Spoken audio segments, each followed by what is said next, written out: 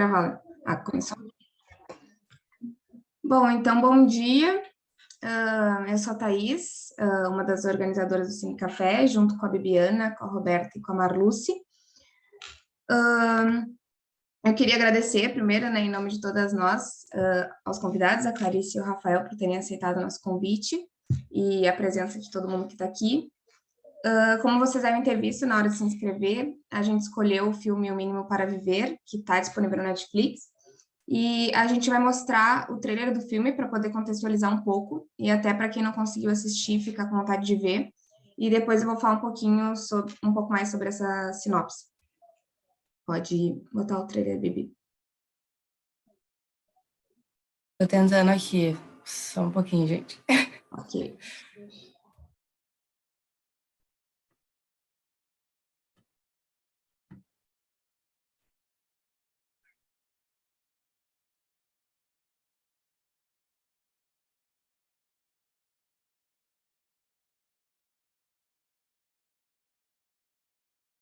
Estão vendo? Certinho? Sim.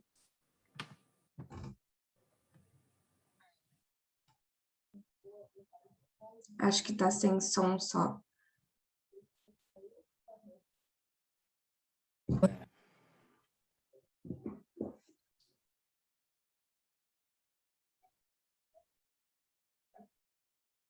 Aqui, achei. Agora vai dar certo. All right, ready? $2.80 for the pork, $3.50 for the buttered noodles, $1.50 for the roll, and $75 for butter. It's like you have calorie Asperger's. That's not breakfast. Neither is coffee. You do a lot of sit-ups. I'm not going to treat you if you aren't interested in living. Good speech. I've got it under control. Isn't it funny? Piece of cake. I've got it under control. I've got it under control. You okay, honey? I just got up too fast. So, welcome to our new house member, Alan. Hi. Oh my God. How do you do it? Eat, I mean. I'm not gonna lie. I'm really fucking hungry.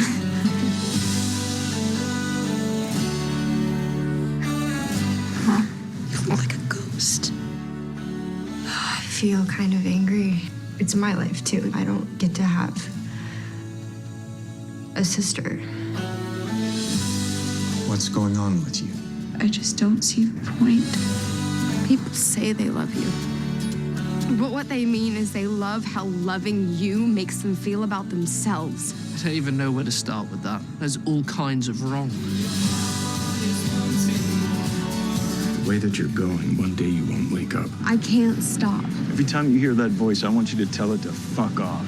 Fuck off, boys! Somebody tell me why we're here. Because we're alive. Very good.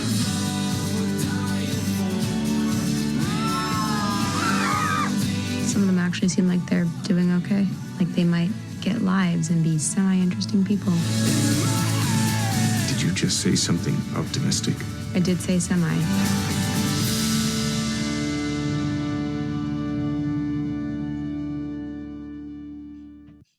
All right, ready? 280.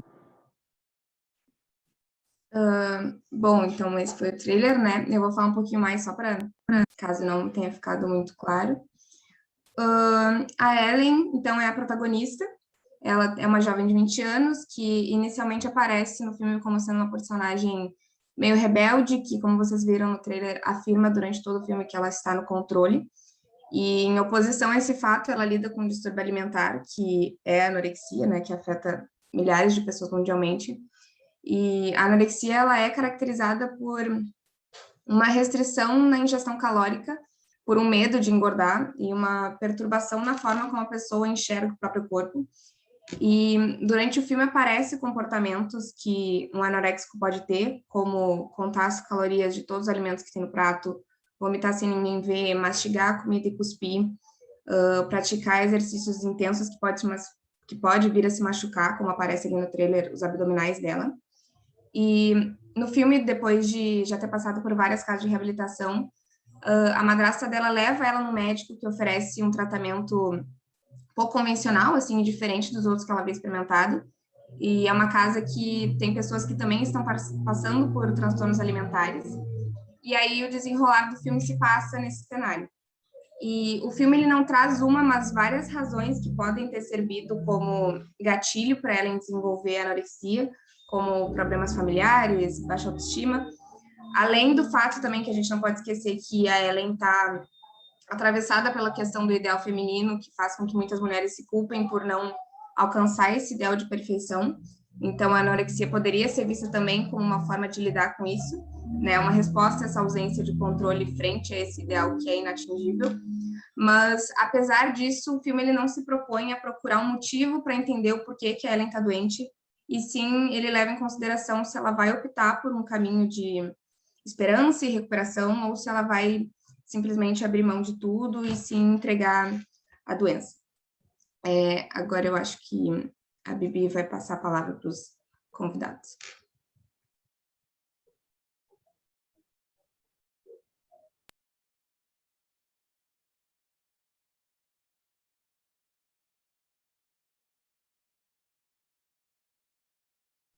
Então, gente, desculpem a enrolação aqui, mas eu nunca tinha feito, então... Bom, eu queria dar as boas-vindas para... Putz, gente, ficou errado de novo. Tá, tudo bem. Vamos indo aqui. Eu queria dar as boas-vindas para Clarice Machado e para o Rafael Reis, que são os nossos convidados, principalmente para o Rafael, porque é a primeira vez que ele está participando de um cine. Então, eu vou apresentar um pouquinho deles. A Clarice, ela é psicóloga, especialista em psicoterapia de orientação psicanalítica de crianças, adolescentes e adultos. Ela é membro aspirante graduada da Sociedade Psicanalítica de Porto Alegre, é coordenadora do estágio básico na Clínica e Instituto Horizontes, docente do seminário Freud 4 no curso de formação em psicoterapia no Instituto Horizontes também. E o Rafael, ele é psicólogo, psicoterapeuta de orientação psicanalítica de crianças, adolescentes, adultos, casais, famílias e grupos, e é estudante, pesquisador em psicologia social e institucional pelo grupo de trabalho Intervires, da URGS, e acompanhante terapêutico. Então, os convidados, eles terão 20 minutos cada para comentar um pouco sobre o filme. A Roberta vai estar cronometrando o tempo, então, se vocês quiserem perguntar para ela como é que tá, só falar. E quem quiser mandar pergunta pelo chat também, não tem problema, é só mandar por ali. Quem quiser falar também, é só levantar a mão e pode perguntar diretamente para eles. Então, vou passar a palavra para a Clarice e para o Rafael.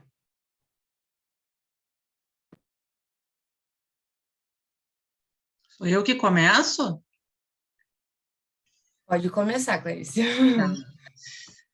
Enfim, bom dia, pessoal. Primeiro, agradecer às gurias, não só pelo convite, mas, enfim, acho que pela experiência toda de organizar um evento. Acho que nós estamos nos experimentando, a gente já viu isso hoje, mas, de qualquer forma, acho que, enfim, né, é um evento importante, um debate importante. Queria pedir também para quem pudesse, já que nós estamos falando em imagem corporal, ligar as suas câmeras para que a gente possa se ver, né? Nós já temos aqui enfim, né, esse déficit em termos de contato e de imagem que nos implica essa questão da virtualidade. Então, acho que ligar a câmera é um passo aí, né, de uma aproximação um pouco maior. Enfim, né, eu queria comentar, assim, iniciar meu comentário, eu vou seguir uma linha de raciocínio, propor alguns elementos para a gente debater, né, e iniciar comentando o impacto do filme, né, acho que o impacto que nos causa entrar em contato com esses conflitos, com a questão dos transtornos alimentares, com a anorexia restritiva, acho que é muito impactante, e nos põe diante da pergunta, né, como alguém decide abrir mão de algo tão elementar, tão vital, como diria Freud, as metas das pulsões de autoconservação não seriam inegociáveis? E aí, nesse sentido, eu penso o título do filme, né, ou melhor, o original dele em inglês, que seria To the Bone, traduzido para o português, né, para o osso, ou ao osso, e me ocorreu nesse sentido para a morte. Acho que a tradução dele em português é mais bonita do que o original dele em inglês, né? E aí, pessoal, nesse sentido, tentando compreender não só o filme, mas essa problemática de uma forma geral, eu vou propor um olhar psicanalítico mais detidamente em Freud, e eu pensei em resgatar, para a gente ir, enfim, fazendo uma linha de raciocínio, 3 momentos da teoria do Freud, né? Primeiro, Introdução ao Narcisismo, de 1914, depois, Além do Princípio do Prazer, 1920, e, em terceiro lugar, O Problema Econômico do Masoquismo, de 1924. Em 14, no Introdução ao Narcisismo, o Freud ele redimensiona a teoria das pulsões, né? Ele propõe uma dualidade tópica, que seria aonde está a libido. A libido está no eu, está no outro, esse movimento constante, né? E, de alguma forma, ele acaba trazendo para uma cena principal, que até então não teria acontecido na compreensão dele, a figura materna, né, ou a figura que exerceria esse primeiro cuidado, a função materna. Quando ele fala da necessidade que nós teríamos de constituir um estado de narcisismo primário, fusional. E ele, então, propõe uma regressão para a gente olhar as relações objetais primitivas e o desenvolvimento emocional primitivo. Acho que o Freud não se aprofundou nesse sentido, mas deixou ali uma semente para futuras teorizações.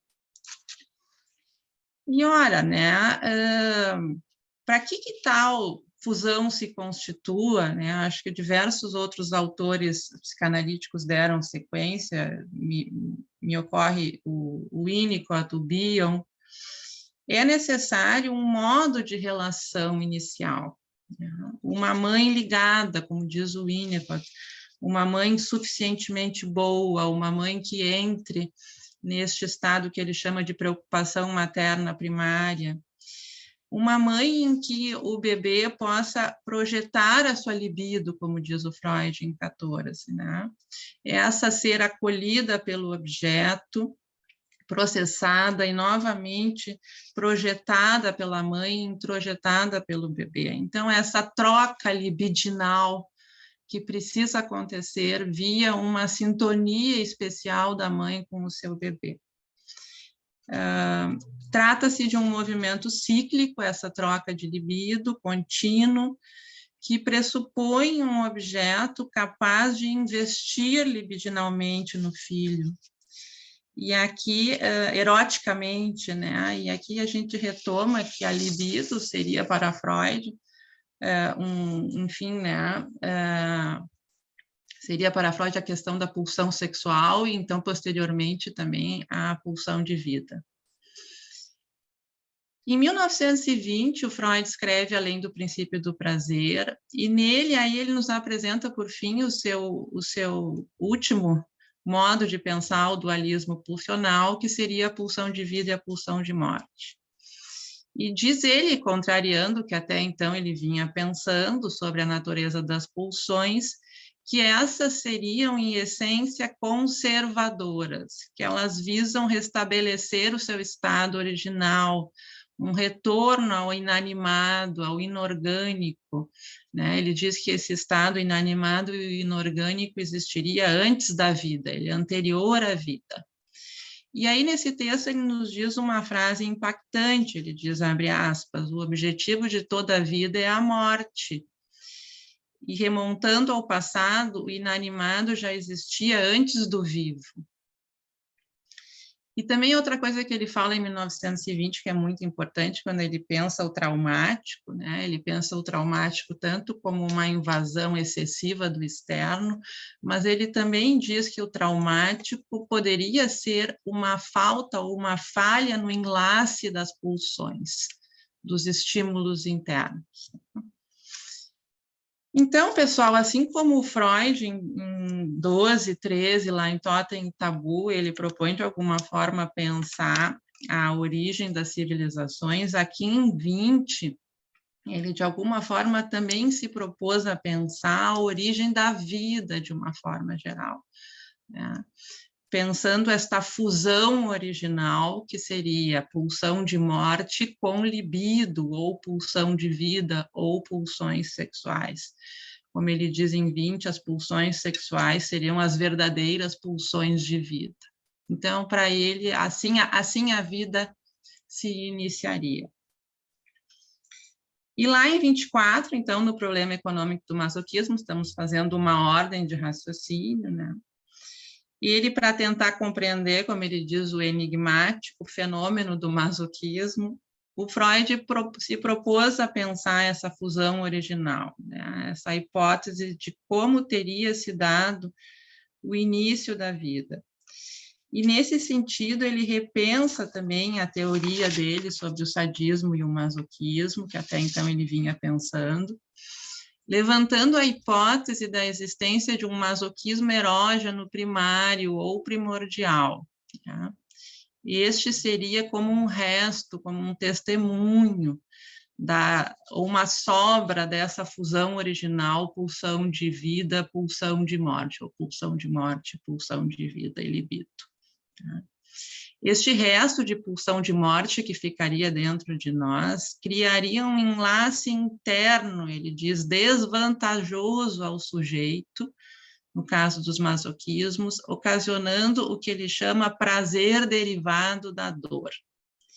O restante da pulsão de morte é fusionada com a libido e assim projetada ou desviada para fora. E o que, né, pessoal? O narcisismo primário, a pulsão de morte, a fusão original das pulsões e o masoquismo erógeno tem a ver com os transtornos alimentares e com o nosso filme? Eu imagino que talvez na cabecinha de alguns já estejam se conectando algumas coisas, né? Então, para uma psicanalista paulista chamada Maria Helena Fernandes, né, ela fala desta função libidinizadora materna, e ela destaca, nesse sentido, o que ela chama de função de paraexcitação, que a mãe precisa exercer com o seu bebê. Eu acho que a gente pode também traduzir bionianamente como função alfa, a gente pode traduzir winnicottianamente como preocupação materna primária, de alguma forma ou de outra, né? E para ela, esta seria uma condição para a possibilidade desta fusão original das pulsões.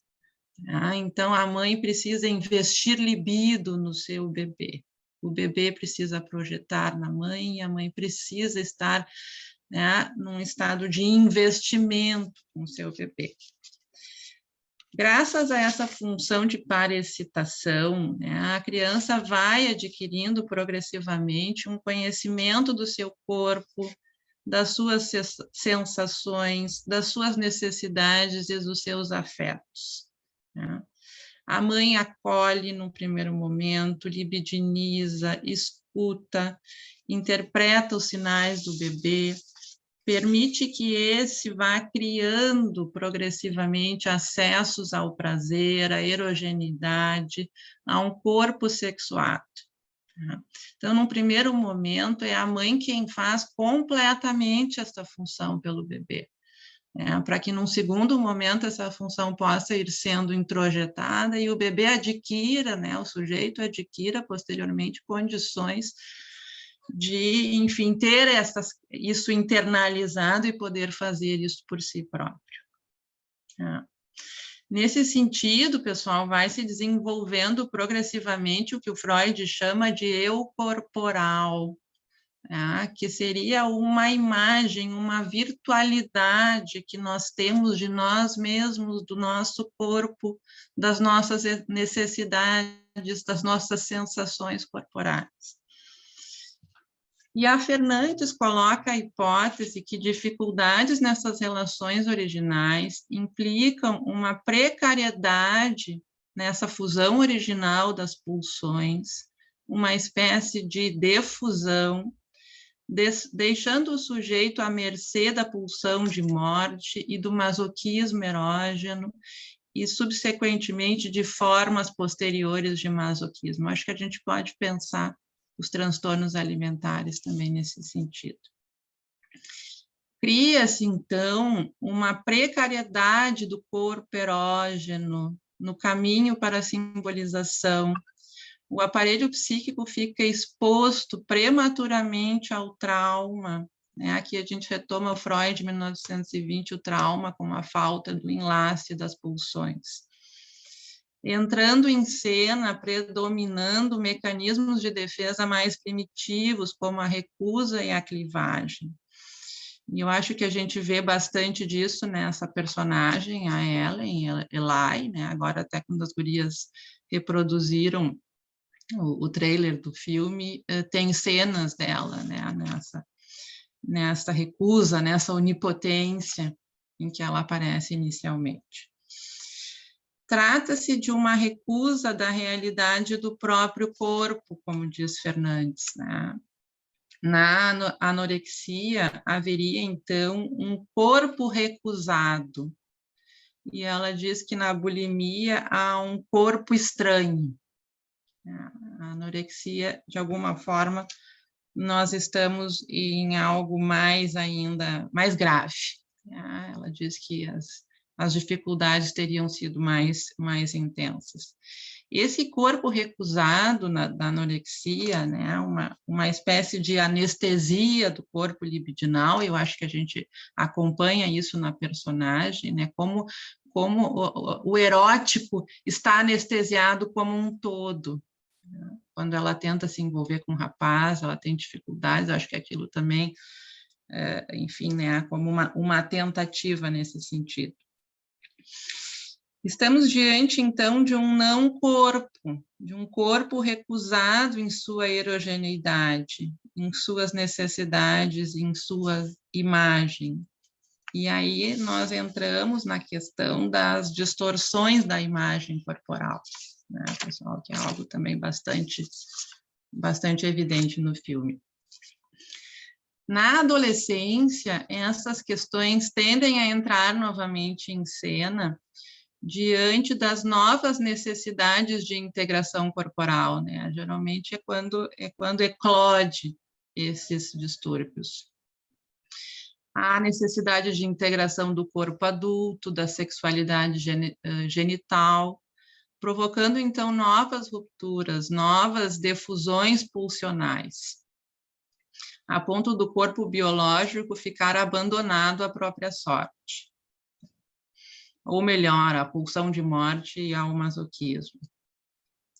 O que de tudo isso tem a ver com o filme, O quanto a gente pode lembrar da Ellen, ou depois rebatizada como Eli, bem como também das outras personagens, as outras jovens, o rapaz, que estão nessa casa chamada limiar, me ocorreu limiar entre a vida e a morte. Podemos refletir, eu acho, hipotetizar sobre as relações objetais da Ellen, da Eli. A gente tem um pai desaparecido, ausente, desligado, que a todo momento acho que a gente fica numa expectativa que ele venha, e ele não veio o filme todo, né? A invasividade, né, da madrasta, a mãe deprimida, que depois, numa cena, refere, né, ter tido uma depressão pós-parto. E a irmã, que me parece que, dentre todos, alguém que, de alguma forma, consegue sintonizar mais com a menina. É um filme que não se trata de um filme real, no início diz, né, mas que foi baseado, de alguma forma, em fatos reais, em experiências reais enfrentadas por essas jovens. Então, acho que é evidente no filme a questão da fantasia, do controle, a recusa da mortalidade, do erotismo, a fantasia da indestrutibilidade, a onipotência, né? Quem sabe uma tentativa de constituição de um eu ideal super poderoso. A gente pode dizer que a Eli está lá, né, de alguma forma, ainda aprisionada nesta face, né? Um corpo que seria inatingível pelo tempo e pela morte. E aí a gente pode voltar a 1914 aqui, pensar em introdução ao narcisismo. Acho que sim, acho que entram elementos da sociedade, né? Essas doenças têm tido uma prevalência maior, nós temos um ideal coletivo de magreza, um ideal coletivo estético muito, muito intenso atualmente, a questão da imagem também é algo bastante intenso. E aí também pensarmos, né, nessa, como Freud diz em 1923, aí no Eu e no Id, na instância crítica, no ideal do eu, que seria o herdeiro desse narcisismo primário, né? Seja ele como tiver podido se constituir ou não. E, para mim, eu elegi duas cenas que me marcaram mais no filme, para colocar para vocês. Primeiro, a tentativa da gestação coletiva do bebê, da moça bulímica. Acho que ali há um envolvimento erótico coletivo, uma tentativa nesse sentido, né? Há um chá de fralda, há um momento em que a Eli, ela de alguma forma tenta se envolver eroticamente com o Luke, ela dá passos nesse sentido, e depois, enfim, né, vem a força da pulsão de morte, da destrutividade e o aborto do bebê, e aí acho que há uma quebra e uma ruptura, né? E a segunda cena, quando ela parece, para mim, chegar a um certo limiar da morte, da desesperança, em seguida desse aborto também, né? Ela alcança a medida do próprio osso, que ela fica, né, constantemente se tocando nesse sentido. E, nesse momento, ela retorna para a casa da mãe após uma espécie de abandono do tratamento, né? Eu fiz uma espécie de leitura como se tratasse de um certo recomeço, né? Um quase reencontro dela com a morte, com o inanimado, em busca de uma nova tentativa de fusão das pulsões, né? Vem, então, a cena dela sendo amamentada, sendo aninhada pela mãe. Acho que é uma cena também bastante impactante. E, em seguida, vem um sonho, né? Acho que ela tem um sonho, ela sobe aquela montanha e ela adormece ou desmaia ao sol, né? E, nisso, ela sonha com um casal fértil, um casal protetor, né, que olha, né, que ela está viva e ela tem uma capacidade de se olhar, né, ela olha para o seu corpo nu, né, como um bebê, ou como um bebê nascendo, ou como um bebê morrendo. Quem é ela ali, né, quando ela se olha? E eu acho que ali, de alguma forma, ao contrário, né, há uma inversão dessa lógica, né, contraria aí, de alguma forma, o fantasma da indestrutibilidade do corpo e dessa recusa ao ver-se vulnerável. Acho que naquele momento ela tem esse contato, e que me parece assim que o filme deixa em aberto aquilo como uma espécie de renascimento, como uma espécie de recomeço, enfim, a gente não sabe como as coisas se desenrolam a partir dali, né? Então, enfim, pessoal, eu acho que nós já estamos, Roberta, como é que nós estamos no horário? Agora deu 20 minutos. Não, tá. Então, assim, minha ideia é trazer essas ideias para a gente conversar, para a gente discutir. Agora o Rafael vai trazer as ideias dele e a gente poder conversar também. Clarice, muito obrigada, né, pelas tuas contribuições. Anotei ali algumas coisas, né, para a gente poder perguntar para vocês, né, tanto para ti quanto para o Rafael. Pessoal, queria dizer que o chat ele está aberto, né, para dúvidas. Então, agora, enquanto o Rafael vai conversando, vocês podem também ali já colocando as perguntas, né, as dúvidas que vocês tiverem, que ao final ali da fala do Rafael a gente já começa a conversar. Então, é contigo, Rafael. Então, gente, grato pelo convite, gurias. É um prazer aqui poder estar com vocês nesse primeiro Cine, enfim, né? Está sendo uma experiência muito bacana trabalhar com vocês. Então, queria deixar isso registrado, tá? Clarice, eu acho que tu nos deu agora uma aula, né, sobre Freud, e tu é sempre espetacular, né, nesse quesito, né? E eu pensei, né, até para poder contrapor um pouco aquilo que tu trouxeste, enfim, em poder trazer alguns elementos que eu fui percebendo ao longo do filme e fui fazendo algumas associações, tá? Eu havia feito um texto, mas eu pensei, enquanto a Clarice falava, eu pensei em desconstruir esse texto, porque no tratamento com esse tipo de transtorno, né, não só os transtornos alimentares, mas também os transtornos aditivos, eu acho muito importante a gente poder fazer uma desconstrução e uma reelaboração do sujeito, tá? Eu falo isso da minha experiência, né? Eu trabalhei durante muito tempo com pacientes com questões de toxicomanias e adições, enfim, e sempre me intrigou muito essa questão da gênese da toxicomania, por exemplo, né?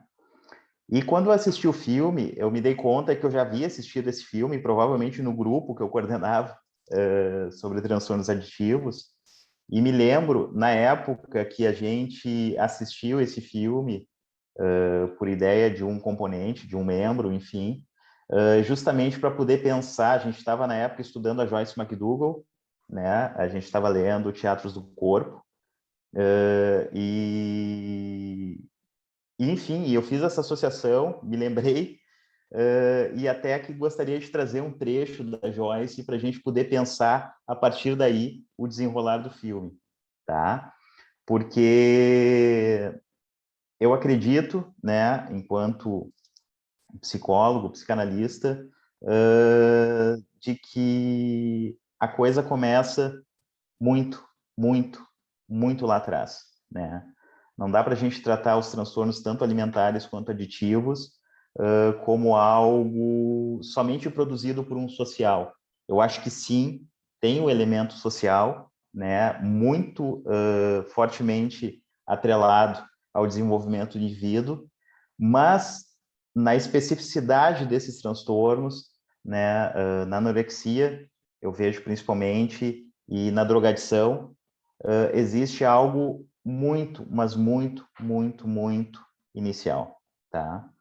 Eu vou ler, então, um trecho do Teatros do Corpo para a gente poder ir discorrendo em relação a alguns elementos do filme que eu achei bacana a gente poder assinalar. Vamos lá.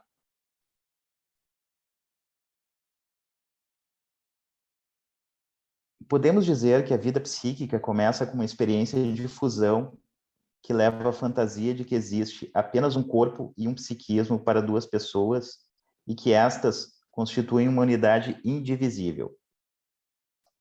Embora já seja um ser separado, com seus dons inatos, cujas potencialidades ainda não se realizaram, o bebê não tem consciência disso. Para a criancinha, sua mãe e ela própria constituem uma única pessoa.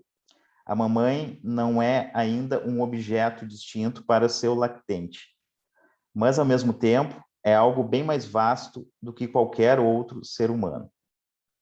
Ela é um ambiente total, uma mãe universo, e o bebê não passa de uma pequena parcela desta unidade imensa e apaixonante. Vamos lá, tá? Quando eu leio esse trecho, eu me deparo com o final do filme, né?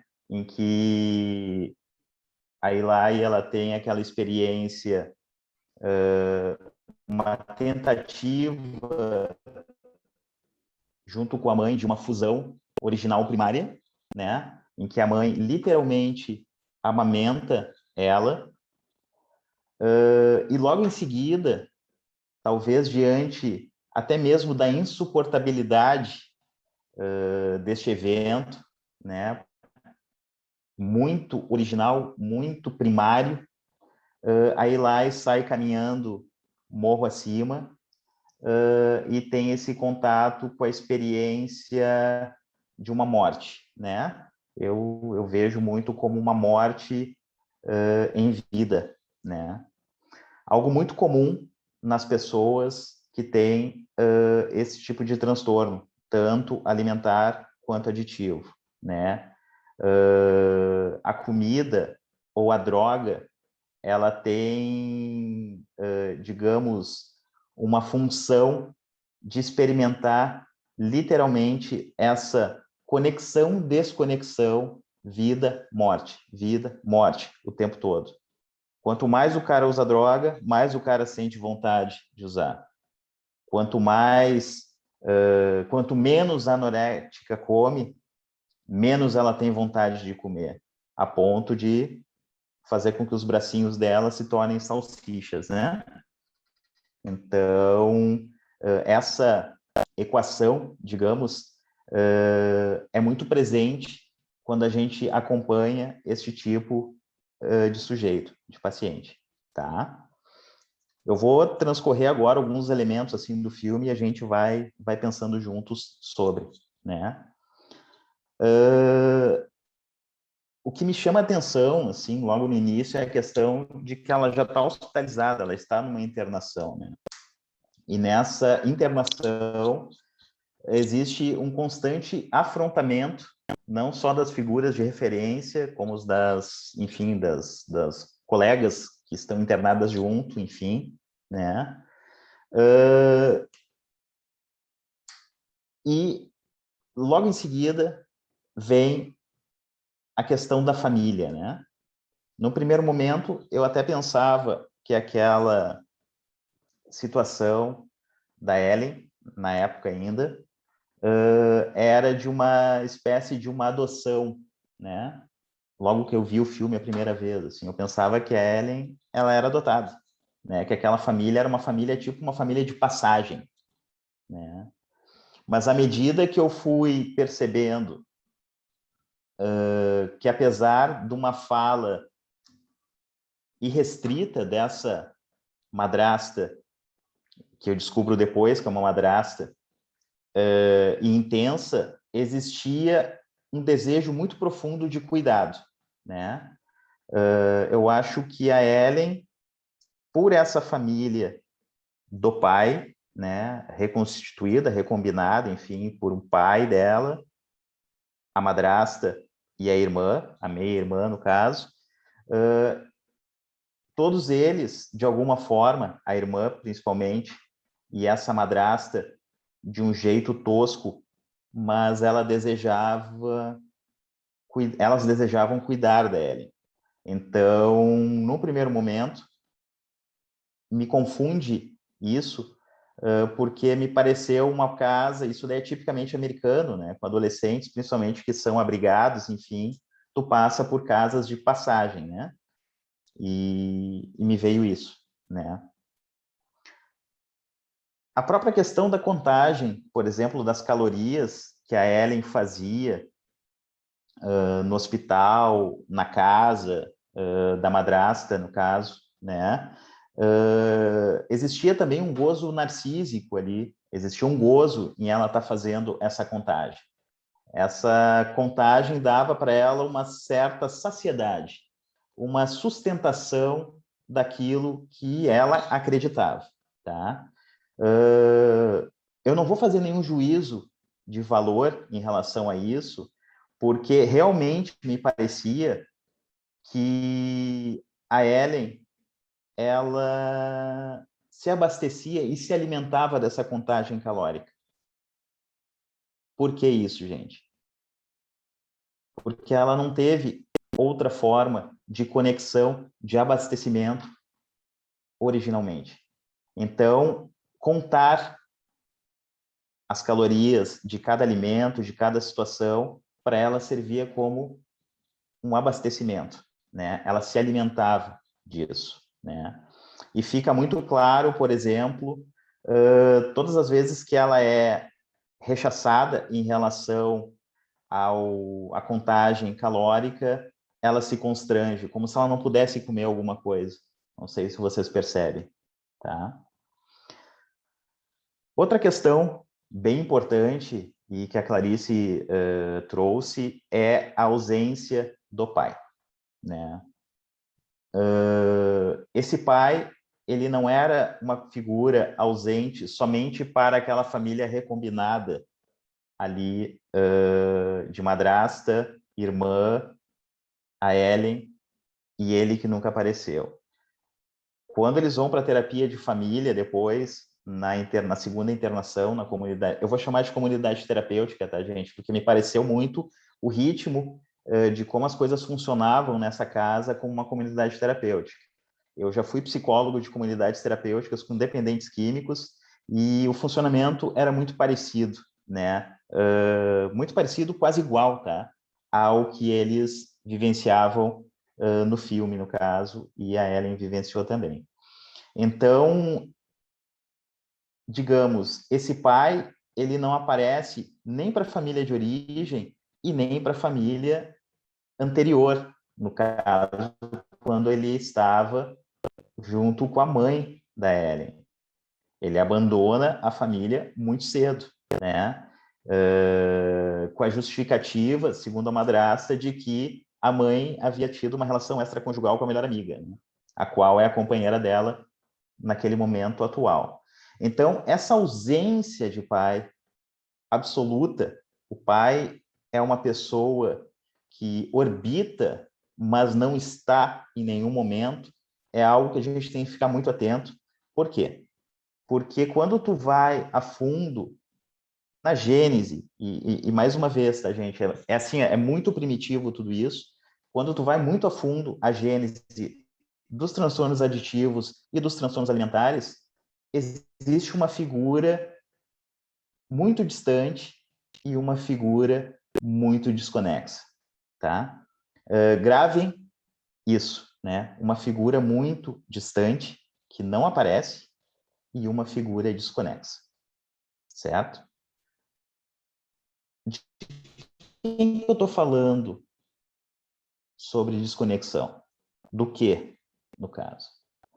A madrasta, ao mesmo tempo que tenta fazer esse cuidado com a Ellen, levando as internações, recebendo na sua casa, tentando fazer com que ela coma, ela fala demasiadamente, ela não respeita o subjetivo da Ellen, ela invade, ela entra o tempo todo num psiquismo o qual ela não conhece, certo?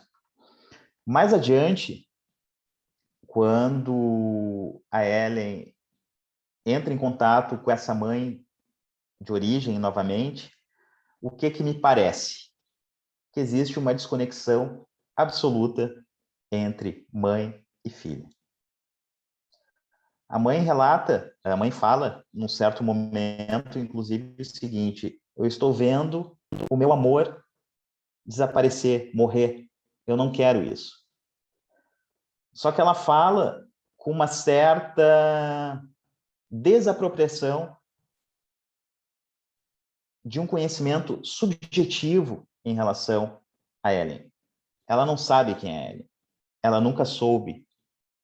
Então, esta desconexão absoluta me faz muito pensar nisso que a Joyce McDougall falou, de não ter existido esta fusão original mãe-bebê um só.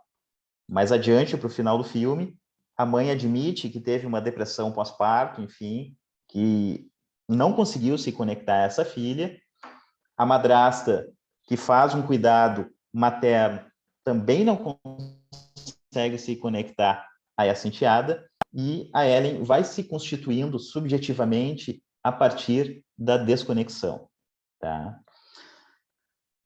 Sendo assim, me vem duas questões na cabeça. Uma delas, a questão da quantificação e a questão da qualidade. Quando a gente está falando, por exemplo, de transtornos aditivos e transtornos alimentares, a gente lida muito com a questão da quantidade. Ah, eu usei 20 gramas de pó, usei 5 gramas de pó, fumei 10 pedras de crack. A comida tem 500 calorias, tem 200 calorias, mas não se alimenta, mas a comida tem. Então, o tempo todo, não come quase nada, bota a comida na boca, mastiga e bota para fora. Ou, nos casos de bulimia, ingere a comida e vomita, né? Então, o tempo todo, qualidade e quantidade estão em xeque, tá? Quando a gente fala de quantidade, a gente está falando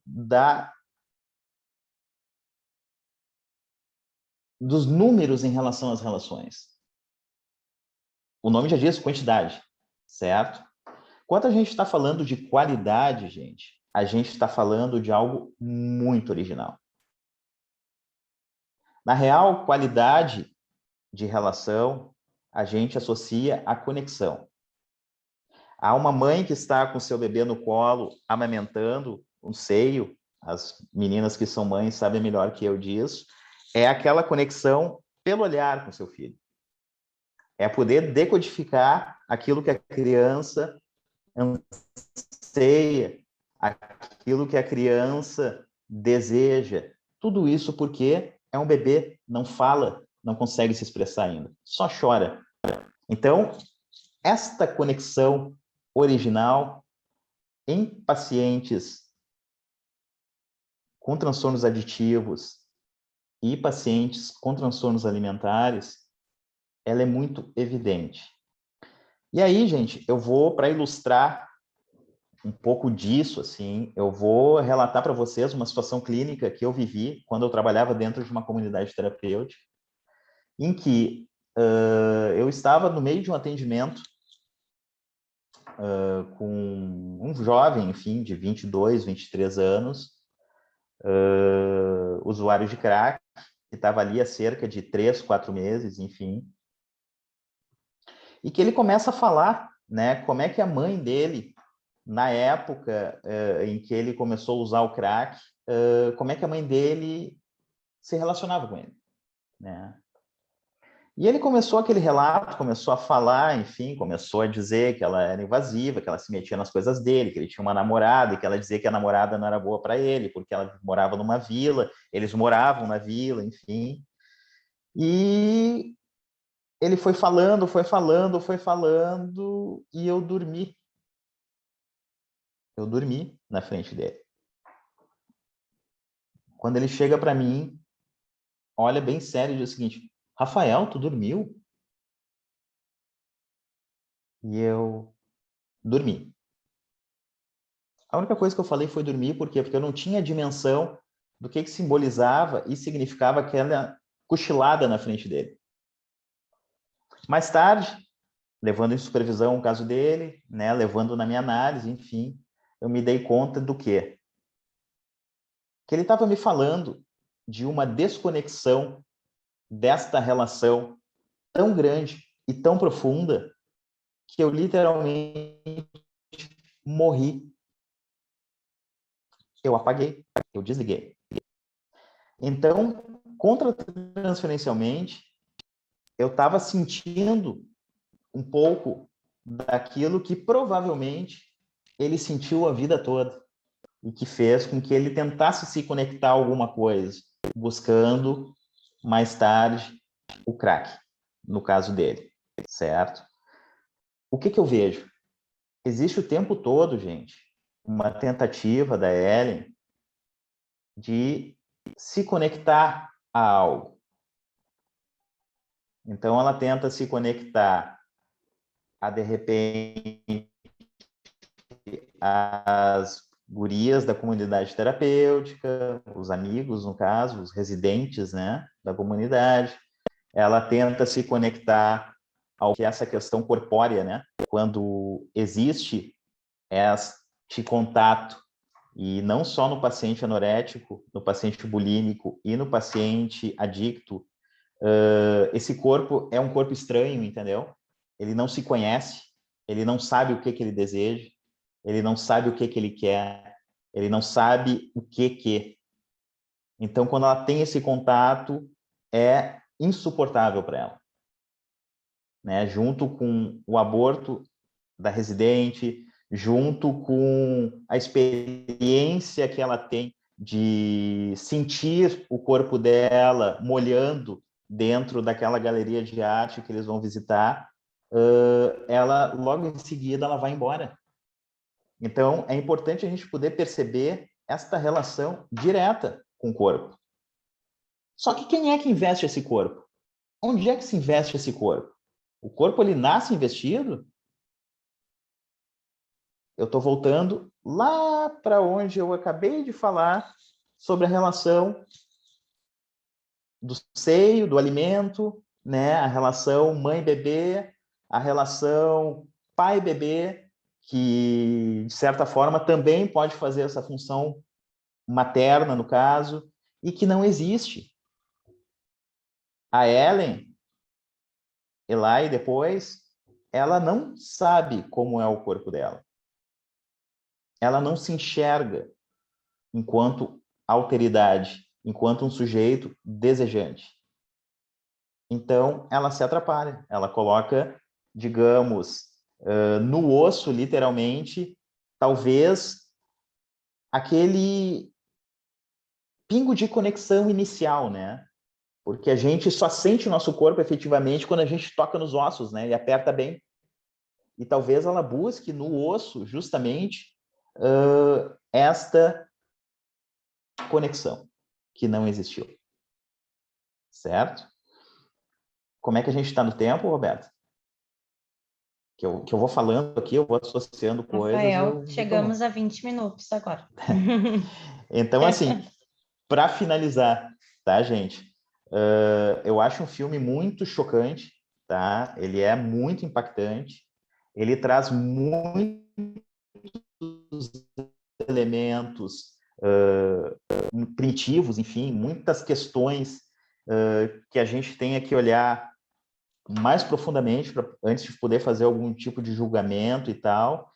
E talvez, no final do filme, quando ela volta para a comunidade terapêutica, seja justamente por ela ter iniciado um processo de resgate de algum tipo de conexão com o seu corpo desconectado, inicialmente, tá? Então, acho que é isso, enfim, né? Não sei se eu fui muito viajante aqui e tal, mas qualquer dúvida, podem me perguntar que eu esclareço. Muito obrigada, Rafael, pela contribuição. A gente tem algumas perguntas no chat. Aí eu vou ler a primeira para você. A Valéria, ela pergunta, ela gostaria de compreender melhor quais as razões dessa troca de nome sugerida de repente.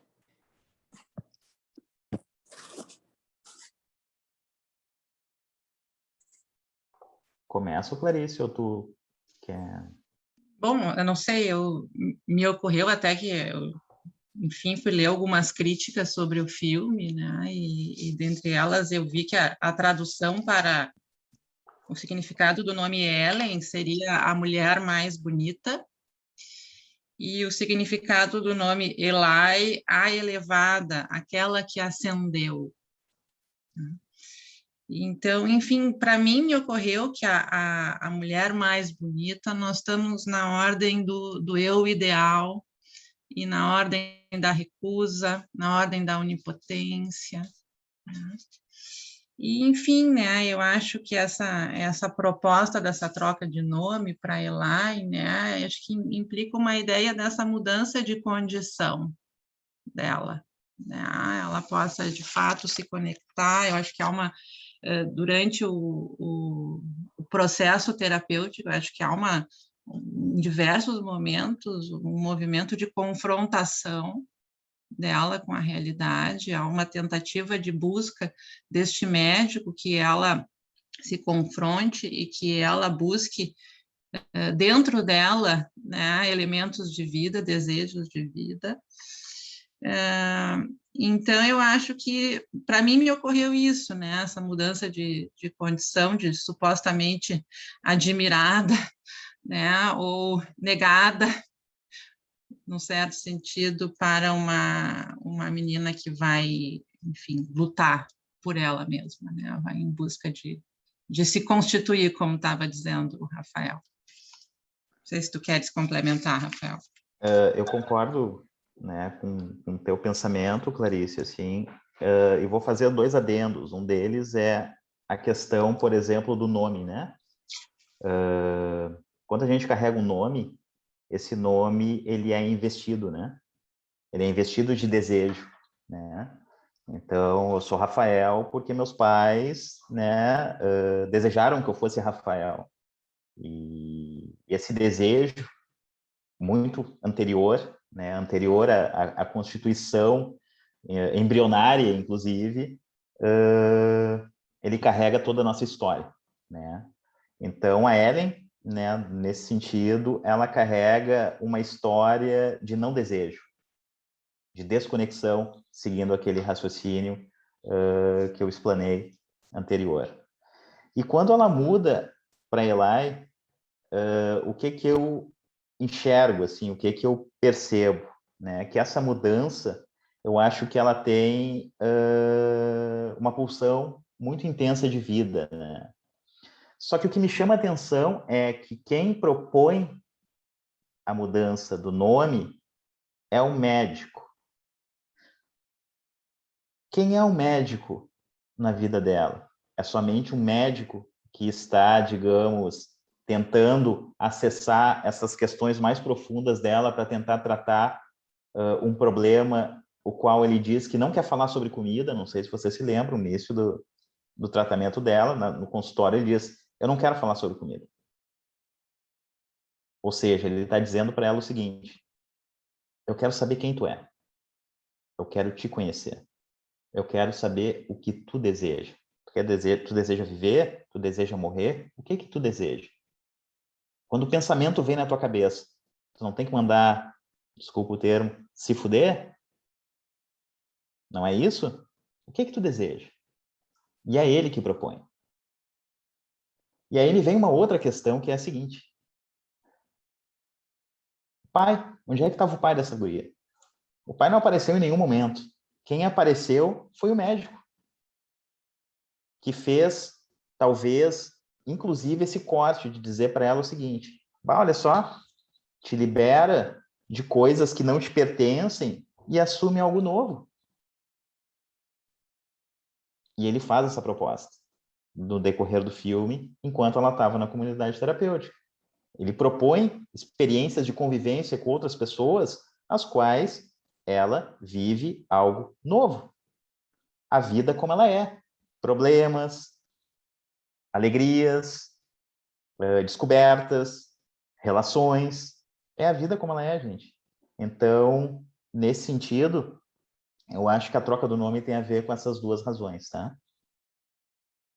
Só para complementar, em determinado momento do filme, eu acho que naquela cena da mãe que ela amamenta, ela diz que Ellen teria sido o nome da bisavó, né? Da bisavó, da mãe da mãe, da mãe, né? Me ocorreu. Então, enfim, eu acho que nesse sentido, né? Quem é essa menina? Ela é alguém, ela é uma herança, de alguma forma, transgeracional, né? Ela existe como tal, assim, nesse sentido, só para complementar o que tu estavas dizendo, Rafael.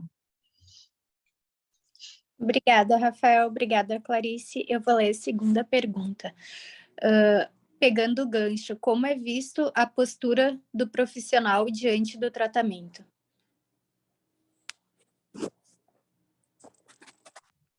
Posso começar? Eu acho que tu já estava falando, né? Nesse Então, sentido. Gente, como a gente está falando de uma dificuldade muito, mas muito, muito genuína, muito primitiva, a gente está falando necessariamente de conexão, né? Então, talvez o profissional ele tenha que não abrir mão do setting, de técnica, enfim, porque o setting, a técnica, a teoria, no caso, ela nos sustentam o nosso fazer, né? O nosso trabalho enquanto psicoterapeutas, enfim, tá? Mas talvez esse seja o convite para poder ser mais sensível a uma escuta muito mais constitucional, assim. Não de alguém que está ali neuroticamente falando sobre o seu trabalho, que está uma bosta, sobre o seu relacionamento, que é maravilhoso e que eles foram programados no final de semana, mas que alguém que não tem um sentido na sua existência enquanto pessoa, vocês entendem? Então, essa escuta sensível, né, talvez seja, enfim, não vou chamar de recomendação, mas seja uma possibilidade, né, para que a gente fique atento.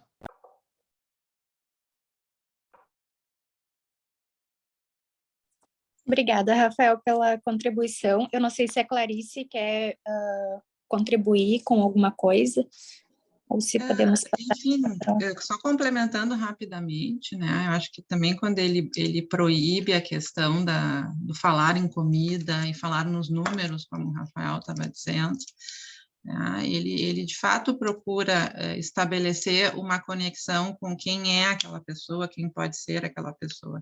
E eu acho que nesse sentido a gente sai da lógica, busca sair da lógica das quantidades, que seria uma lógica, então, como retomando Freud, como diz Freud, né, ligada à questão da pulsão de morte, da descarga como tal, né, e busca uma transformação disso, né, uma transformação que seria via conexão com o libido, via contato com o outro. Ele diz assim, se tu quiser viver, eu estou contigo, né, nessa. Então, acho que nessa lógica, um contato que busca essa transformação, né? Ou essa fusão, vamos dizer assim, né? Pulsional. Só para complementar. Abrir para o pessoal aí também comentar.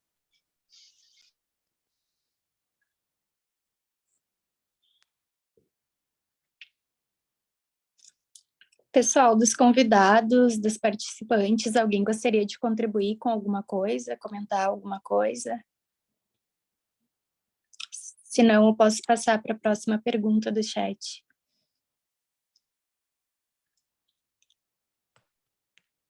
Vamos lá, pessoal. O que vocês acharam do filme? Quem viu? O que pensaram? Vamos conversar.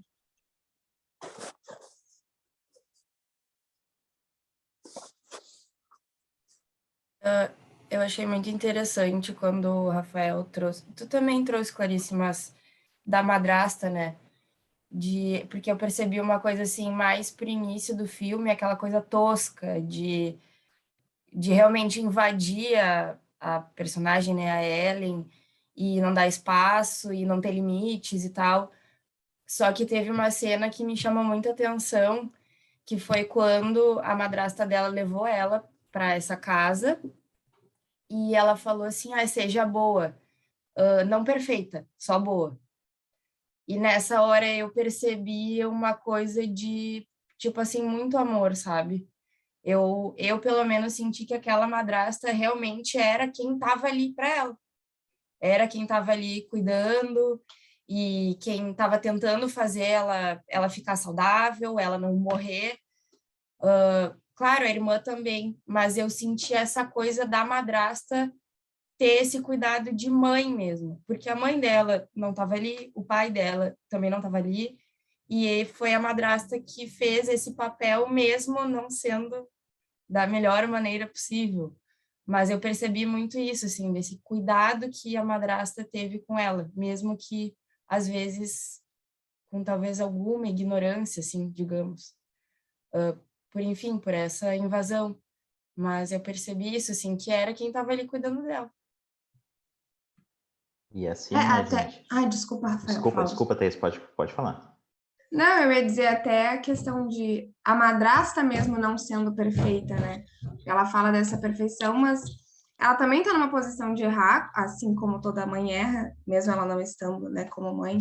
Então ela também fala aquilo, mas fala dela também, tipo, eu tô aqui dando meu melhor para ti, eu também não tô sendo perfeita, eu só tô sendo boa, então tu também pode se permitir a ser só boa e não perfeita. Enfim, Rafael, pode falar. Justamente essa questão, né? Não esqueçam de uma coisa elementar e básica, tá, gente? Ninguém é perfeito, né? Então, essa madrasta, ela fez aquilo que talvez ela pudesse fazer, não conseguia fazer mais, né? E agora me veio, né? Porque me veio uma questão, né? Bah, como é que essa madrasta não conseguia fazer mais, mas a irmã da Eli era tão sobreadaptada, digamos assim, né? Winnicottianamente falando, né? Porque a guria é a que tem uma compreensão melhor ali, digamos, de todo o funcionamento familiar. E que chega e diz para Eli, se tu morrer, eu te mato. Então, assim, como é que essa guria chegou aí, né? Tendo essa mãe. Vocês entendem? Mas é aquilo. Cada vínculo é um vínculo, né? E as questões intersubjetivas que atravessam, que perpassam isso, são únicas. Então, com certeza, essa madrasta estava fazendo aquilo que ela podia fazer dentro daquilo que ela achava que era o melhor, né? Mas ninguém é perfeito, né, gente? Eu fiquei pensando agora, usando me intrometer também na discussão, sobre essa questão dessa mãe suficientemente boa, né? Que apesar dela ter todos esses prós e contras, assim, ela tá investindo na Eli ali, né? De alguma maneira, né? Se preocupa, quer saber como é que tá, enfim, né? E quando elas estão fazendo aquela reunião lá com o terapeuta, com o Keanu Reeves lá, que eu não lembro o nome, parece que ela não existe ali, né? E sim, existe só um sintoma ali, né? Que aí eu lembrei também com quem a Clarice comentou, assim, né? Quem é ela, né? Quem é ela ali? Qual é o papel dela ali naquela família, né? E parece muito que ela ficou como o paciente identificado, assim, também, né? Parece que ela não tinha o corpo, talvez ela não conseguia se identificar, não conseguia identificar ela como um papel na família, como um ser vivo, assim, talvez, né? E fiquei pensando também, acho que o que mais me faz pensar sobre esse filme é sobre as questões iniciais do bebê, assim, né? Eu estava lendo o Winnicott esses dias e que o bebê, quando ele está recém na dependência absoluta, ele não tem noção sobre os cuidados e o que é prevenido dos cuidados, né? Ele só começa a ter uma noção disso quando o bebê começa quando esse ambiente não consegue ter um investimento suficiente, né, no bebê. Então o bebê fica muito mais perceptivo. E quando ele começa a perceber o mundo à sua volta, é que ele deixa de ter essa continuidade do vir a ser, né? Então eu fiquei pensando nessas falhas primitivas que o Winnicott fala e que parece que são muito visíveis assim nesse filme, assim, né? Porque a alimentação também, a amamentação é uma criação de vínculo, é uma conexão, né, que se cria ali com a mãe e o bebê, né? E o que será que faltou ali? Porque o fim do filme é a amamentação, né? É o vínculo sendo criado, né? Então, fiquei pensando sobre essas questões, essas falhas primitivas que acontecem em relação do bebê ao ambiente, assim, né? Então, acho que é isso que fica para mim, assim. Oi, posso acrescentar? Claro. Eu pensei na frase que a madrasta trouxe, né, do não precisa ser perfeita, basta ser boa.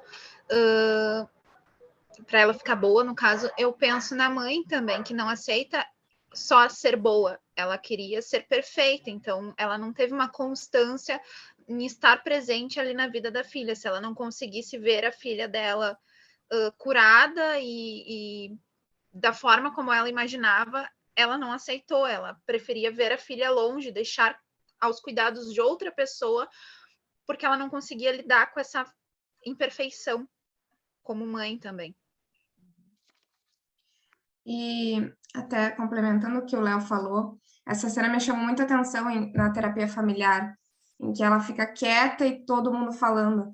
E até foi uma coisa que a Marta trouxe antes de se despedir ali no chat, dela ser uma expressão das angústias da família, assim, né? E a Ellen traz numa fala dela esse peso que ela sente um peso para a família. E eu achei interessante, assim, porque ela se sente um peso ao mesmo tempo em que ela tenta a todo momento se tornar mais leve, tipo, no peso físico.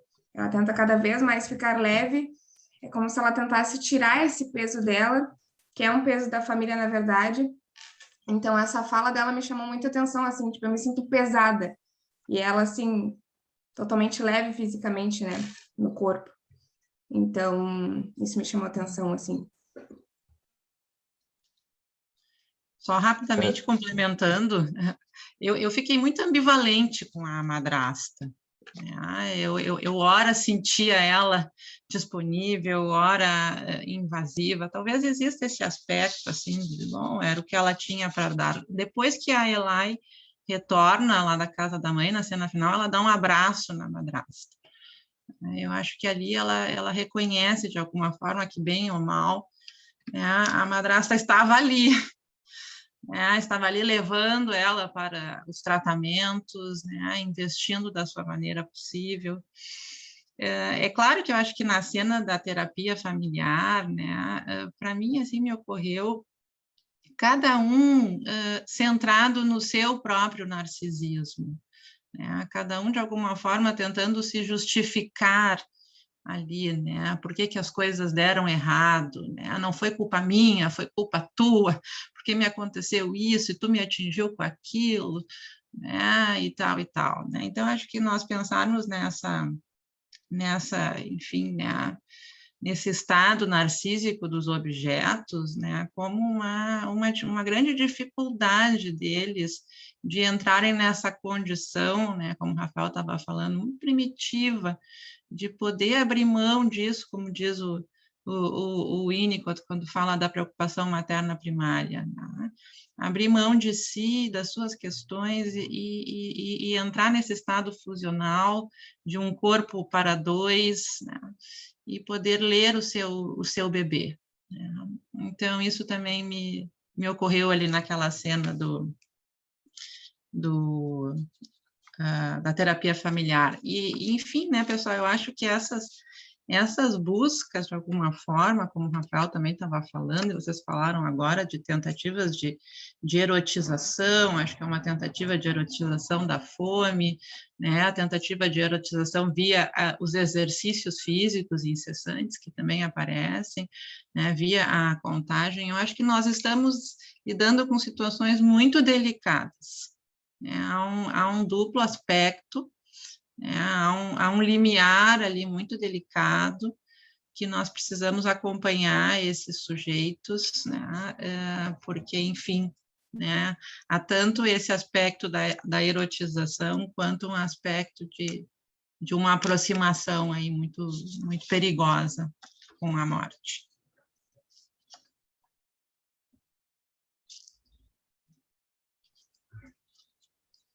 Alguém mais quer fazer alguma contribuição, levantar algum comentário? Caso contrário, eu posso passar para a pergunta seguinte. Posso passar, Clarice? Obrigada. Então,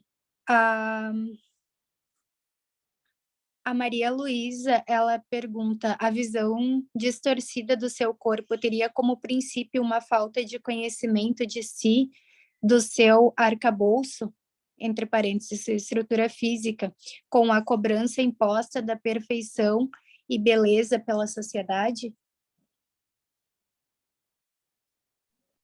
Eu acho que uma pergunta bem pertinente, bem contemporânea, né? Bem interessante para a gente poder resolver.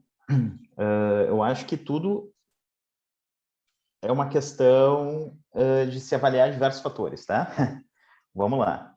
A gente fez uma explanação, a Clarice, né, contemporaneizando, trazendo Freud, né, para a gente poder pensar os dias atuais, e eu trazendo um pouco da experiência clínica, digamos assim, para poder pensar as situações dos transtornos aditivos e alimentares, tá? Quando a gente fala disso, a gente não está falando somente de questões primitivas, de relações objetais iniciais, enfim. A gente está falando de todo o desenvolvimento desse indivíduo, na sua peculiaridade, na sua especificidade, e que corrobora para que esse sujeito se apresente ali naquele momento. Então, obviamente, a gente sabe, pegando o Winnicott, que fatores ambientais, né, eles são muitas vezes determinantes, né, nem sempre, mas muitas vezes, né, somente não são, mas estão junto ali para que esses indivíduos, enfim, esses sujeitos se desenvolvam. Então, acho que são várias nuances, né, a ausência paterna também, se a gente pegar num outro viés, a própria questão desse pai distante, desse pai. Se a gente olhar a psicanálise, fala da falta do pai, da função do pai. Então, Lacan fala significante, significado, enfim, o que isso pode ter ajudado. Então, a gente não está culpabilizando, não é uma questão de culpabilizar a mãe, né? Longe disso. Mas a gente poder pensar tudo aquilo que está intrinsecamente ligado ao desenvolvimento dela, no caso, do filme, né?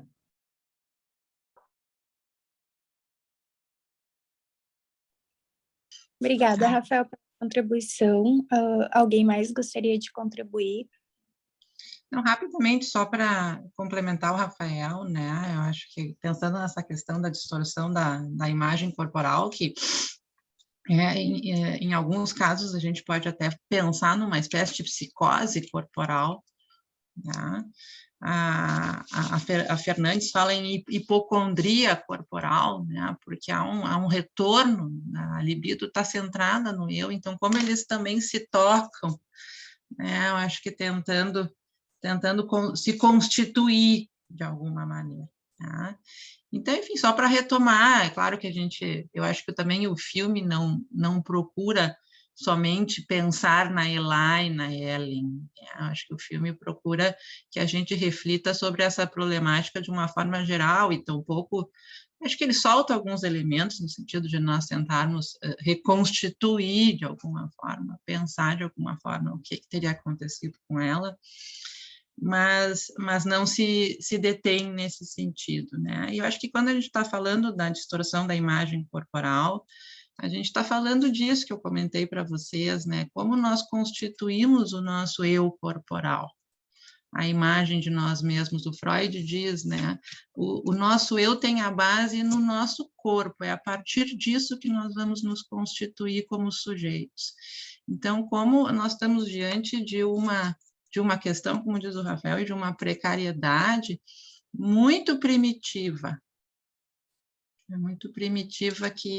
que se apresenta com grandes dificuldades de constituir esse eu corporal, essa imagem de si mesmo, essa noção de interior, de exterior, de eu, de outro, né, e que podem, enfim, né, tomar proporções assim, verdadeiramente delirantes, eu acho, em algumas situações, só para complementar.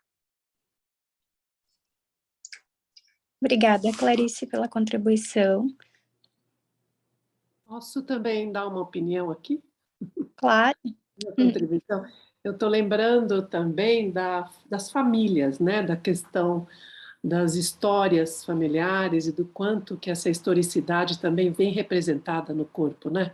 Da menina anoréxica, bulímica, enfim, dos transtornos alimentares em geral, e aí eu incluiria até a obesidade, que não está no DSM-5 como um transtorno alimentar, né? Eles colocam, a medicina coloca como um distúrbio metabólico, mas nós sabemos aqui da psicanálise a importância dos elementos emocionais também no ganho de peso excessivo, nas obesidades, no sofrimento da obesidade mórbida, tudo isso. Então, eu acredito que tenho muitas histórias antigas, né, que são transmitidas por heranças psíquicas transgeracionais, e aí eu lembro da Pierre Olagnier, né, e eu até fiz aqui um comentário pedindo também para a gente estar falando de equipe e cumprimentando a Clarice e o Rafael, que eu adorei as duas falas, que eu também faço uma pesquisa há muitos anos, né, na universidade sobre transtornos alimentares, e para mim sempre foi muito importante nessa pesquisa a Pierre Olagnier, né, e que ela vai seguindo a obra do Freud, só que no que tange as psicoses, e ela tem, assim, contribuições muito boas, né, no sentido dos enunciados maternos, né, que tem muito a ver com o que a Clarice trouxe, esses laços e desenlaces, né, nos primórdios, nas fusões e nas desfusões. Ela fala muito de um conceito de sombra falada, que seria uma sombra que se abate sobre as criancinhas após nascer e que vem dos enunciados maternos antes mesmo do nascimento, e talvez antes mesmo de uma gestação, né? Então, é aquilo que a mãe herda também dos antepassados dela e que, de alguma maneira, vão migrando até achar um psiquismo poroso, né? Como fala Diana Winnes, que fica um receptáculo perfeito dessas projeções massivas. Então, era isso que eu queria também acrescentar ao que vocês estão trazendo, porque eu acho que nós estamos falando assim, as coisas da mesma maneira, mas com os autores, né, diferentes que se debruçaram sobre esse tema, e a Pierre Olagnier, eu acho que foi bastante importante. Então, era isso. E agradecer, né, que foi muito bom o momento. Legal, Marina. Te agradecer também, acho que, enfim, excelentes contribuições e lembranças tua da Pierre Olagnier, também me ocorre, né, o conceito dela de violência secundária, eu acho que nesse sentido a gente pode pensar. E, bom, e só para conectar, eu acho que quando se coloca ali que ela teria herdado, então, o nome da sua bisavó materna, então ela, né, como diz o Rafael, quem é o Rafael, quem é a Clarice, quem é a Marina, né, eu acho que a gente pode, enfim, seguir pensando aí nesse sentido.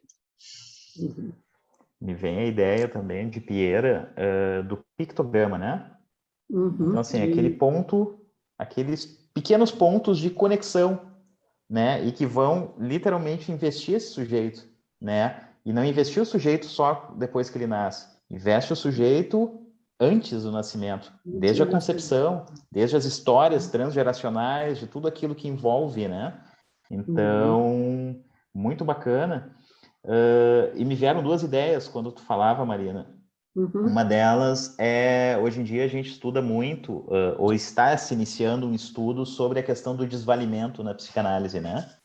Então, justamente vindo de um ponto de ancoragem muito parecido, ou muito inicial, como os transtornos aditivos, os transtornos alimentares, enfim, né? Quando a gente fala de desvalimento, a gente está falando de uma constituição psíquica em cima do não valor, né? Então, me veio isso, né? Pensando Pierre, pensando pictograma, e me veio um outro autor que é contemporâneo a Pierre, que é o Didier Anzier, né? Então, o Didier Anzier, ele fala sobre o conceito do eu-pele, né? Então, é a pele que reveste esse corpo, né? E vários atravessamentos, várias questões, várias subjetividades, vários pictogramas, enfim. Então, me veio bastante o Anzier também nesse, né, para contribuir. O Bick, né, também, que antes dele já também se dedicou à questão da pele, né? E a importância de a gente formar a pele psíquica, né? Para justamente poder conter todos esses impulsos que estão confusos, né, dentro dos transtornos alimentares, né? Isso mesmo. Bem lembrado de Díase. Mais alguém gostaria de contribuir com essa fala? Bom, eu agradeço, então, pela contribuição de vocês e eu passo agora para a seguinte pergunta.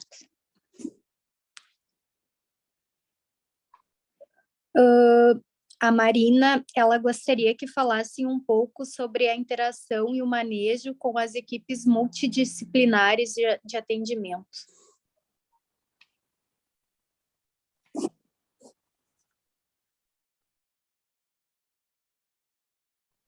No filme a gente vê isso também, né? Quer dizer, a importância da medicina, da nutricionista, que eu acho particularmente fundamental para a gente poder sonhar, né? A nossa sessão de análise com o paciente, sem se preocupar com o que ela comeu ou não comeu, né? O número de calorias ingeridas ou não, enfim. Né? Então, eu queria que a experiência de vocês, assim, nesse manejo com a equipe, que é delicado também, né? Em função de toda a persecutoriedade das nossas pacientes, né? Com certeza, medo de e não invasões, só... medo de quebra de sigilo, tudo isso, né? Sim, e não só da persecutoriedade das pacientes, como dos terapeutas que envolvem muitas vezes, né? Aquela questão, eu tive um supervisor na formação, o Roberto Granha, enfim, que ele me dizia o seguinte, em algumas situações específicas, claro, né? Onde tem muito cacique para pouco índio, a coisa tende a dar problema, né? E isso daí ficou na minha cabeça, né? Por muito tempo, enfim. Mas eu particularmente, eu sempre acredito numa construção coletiva e transdisciplinar. Eu sei que é o que a gente... que é o impossível, tá? Eu vou ser bem franco com vocês, né? É o impossível por quê? Porque todo cacique, ele geralmente puxa a coisa para o seu, enfim, para o seu povo, né? Então, a gente poder tentar essa construção para além do multi, né? Porque eu vejo muitas vezes um serviço de saúde se pensar muito em multidisciplinaridade, mas multidisciplinaridade é cada um fazendo algo sozinho, né? E com um paciente tão complexo como esse, né? Como é que a gente vai dar conta de fazer tudo sozinho? A gente está sendo, digamos, paradoxal no nosso discurso. A gente está vendo, por exemplo, que a Ellie tem um pai distante, uma mãe deprimida, desconectada, e uma madrasta, né, que tenta fazer o melhor, mas tem suas falhas. Como é que a gente vai trabalhar sozinho com ela? Não tem como, né? Tem que ser uma construção coletiva, em conjunto. E aí me vem a figura, no filme, voltando para a questão do filme, da cuidadora que residia com elas na casa. Que ela não aparece muito, ela só aparece em situações bem específicas. Só que ela não deixa de ser cuidadosa, atenciosa. Ela aparece um pouco. Então, eu fiquei viajando aqui no quanto essa cuidadora, que deve ser uma técnica de enfermagem, uma enfermeira, enfim, ela não fez uma função paterna. De muitas vezes fazer alguns cortes, fazer alguns direcionamentos aí, enquanto o médico colocava esses residentes no colo, no caso, para poder acolher e dar um sentido para aquilo que não tinha sentido, enfim. Então, eu acredito muito nessa construção, tá, gente? Assim, de algo em que a gente consiga dialogar com equipe, nutricionista. As experiências que eu tive foram bem bacanas, né? Tanto com psiquiatras, grupos terapêuticos, grupos de autoajuda, enfim. Isso mesmo.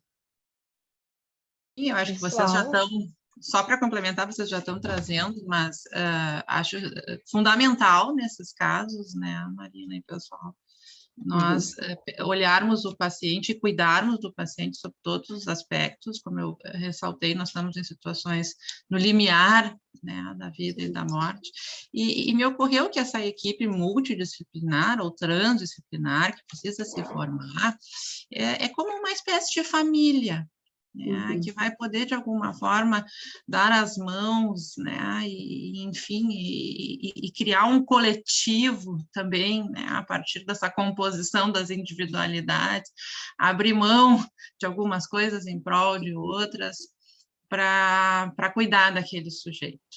Então, só para fechar aí, né, os pensamentos. Isso, obrigada. E é exatamente o que eu sempre pensei nessa família, Clarice, como uma família prótese, né? Que aparece enquanto a família interna não consegue ainda se estruturar ou ter os laços necessários, né? Para um bom desenvolvimento. Então, é uma família. E também, pegando o que o Rafael trouxe, eu acho que quando a gente fala para a família que é necessário termos os médicos na retaguarda, porque, como falou Clarice, estamos no limiar entre a vida e a morte, são casos de alto risco, né? Fora os que têm ideação suicida evidente no meio e tal, né? Eu acho que quando a gente fala da necessidade, quando a paciente vem sem médico, nem nutricionista, nem nada, somos os primeiros a ser procurados, eu acho que quando a gente sugere não, né? No meu caso, eu realmente falo que vai ser imprescindível termos esse acompanhamento, né? Não é nem sugestão, é um sine qua non para eu poder atender psicanaliticamente. Eu acho que a gente dá um exemplo que vai na contramão da onipotência, né?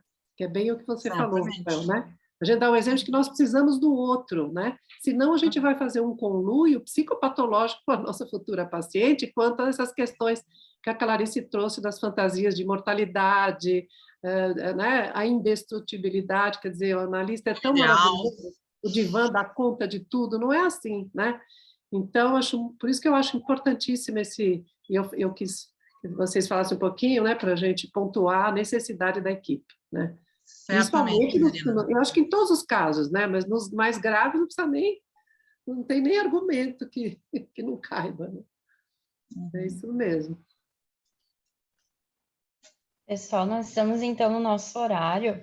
Clarice, nós temos uma última pergunta, não sei se dá tempo de responder ou encerramos.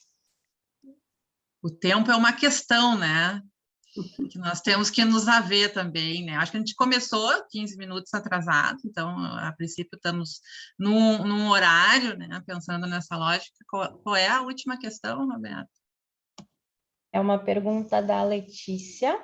Ela pergunta o seguinte: poderiam comentar a cena em que Ellie ganha o doce que estava querendo e não come?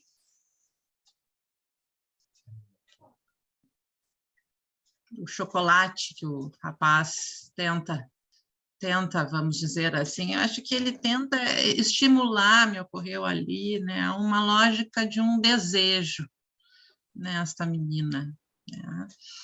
E, enfim, eu acho que ali ainda estava muito precária. Me parece que, se não me engano, no final do filme, ela come, elas cheiram também aquela embalagem, tá? Então, eu não sei bem, Rafael, tu tens mais alguma ideia sobre especificamente aquela cena do doce? Eu acho que a cena do doce, elas são duas, né? Eu acho que, comentando junto com a Clarice, a questão de que o rapaz... O Luke.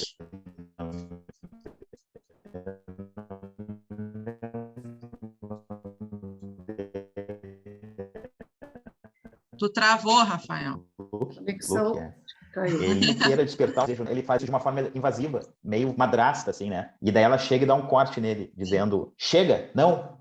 E aí ele fica chocado e fala algumas coisas para ela, porque a gente não pode esquecer que a gente está falando de uma pessoa que sofre de um mesmo transtorno que ela, entendeu? E ele não tolera muito aquilo também, ele dá uma xingada nela, não sei o quê, diz, tu é fraca, não sei o quê. E aí, à medida que ela vai, digamos assim, aderindo ao tratamento, né? Se eu não me engano, logo em seguida, tem uma cena em que ela divide em 4 ali o chocolate num prato e ela começa a comer e as gurias olham para ela dizendo o seguinte, tá comendo, né? Do tipo, então, não sei, eu acho que a gente tem que ter um cuidado para não ser invasivo, né? E muitas vezes não está representando, inclusive, aquelas figuras identitárias primárias, enfim, que potencializaram esse sofrimento, né? Mas como era uma comunidade terapêutica, então as relações ali eram para se reproduzir. Então, ela tinha que lidar com aquilo também, né? De poder dizer não, não quero. Porque talvez ela não dissesse não, não quero antes. Ou ela não simplesmente agora, deixava não, de comer. Não deste jeito, não a partir do teu movimento. Enfim. E tem também uma explicitação dela, ela deixa claro a recusa, né, Clarice? A negação do próprio desejo. Eu quero, mas eu não vou comer. Né? É aquela coisa dura, né, que a gente vê nas falas, né? Aquele não imenso, né? A negativa em prioridade, né? Eu acho que, assim, só para complementar, eu acho que esse imperativo das defesas e a força que a gente vê ali dos mecanismos de defesa, muito, muito intensos, principalmente na primeira metade do filme, eu acho que nos dão notícias, né, diretamente proporcional da intensidade traumática. A intensidade da defesa nos dá notícias da intensidade traumática.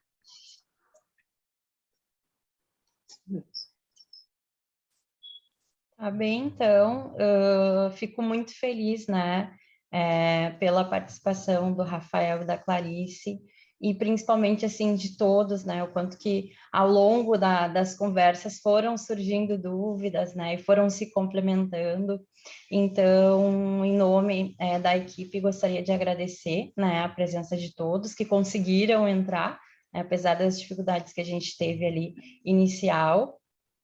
Dizer para vocês que nós já temos, então, a data do próximo Cine, que, então, vai ser no dia 12/5, então, provavelmente, a partir da semana que vem, a gente já começa a divulgação com o nome do filme, vai dar tempo de assistir o filme para poder participar do Cine, né? Então, é isso, gente. Gostaria de agradecer muito a todos e desejar um bom dia. Obrigada a vocês. Bom dia para todos. Grato, pessoal. Um ótimo dia para todos, tá? Eu também agradecer, acho que foi uma manhã bem rica e bem viva, em termos de debate. Tchau, tchau.